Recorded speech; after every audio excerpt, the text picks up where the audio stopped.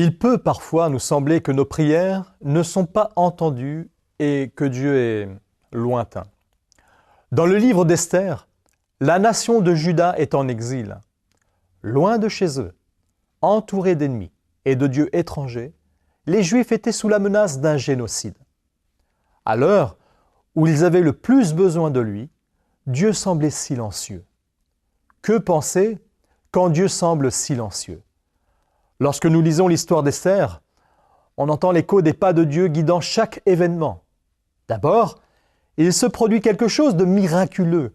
D'un vaste royaume de jeunes filles, Dieu place Esther sur le trône pour devenir reine. Ceci se produit juste avant qu'un homme cruel, nommé Haman, devienne le deuxième homme le plus puissant du pays. Haman ou Haman détestait les Juifs car l'un d'entre eux, l'oncle d'Esther, Mardochée, avait refusé de se prosterner devant lui. Alors Haman s'est arrangé pour que le roi signe un décret pour la mise à mort de tous les Juifs.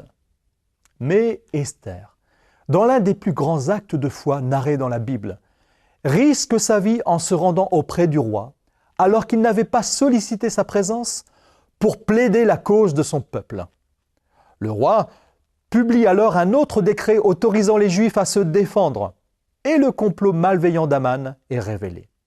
Haman et tous ses fils sont pendus à la potence qu'ils avaient élevée pour Mardochée, et ainsi les Juifs ont gagné une grande victoire, le jour même où ils auraient dû être exterminés. Alors la question se pose à nouveau. Que penser du soi-disant silence de Dieu? C'est précisément le moment pour une foi audacieuse, car Dieu est bien présent, prêt à manifester sa puissance et sa justice au bon moment, pour nous emmener de la nuit noire et silencieuse à une belle victoire, radieuse et joyeuse.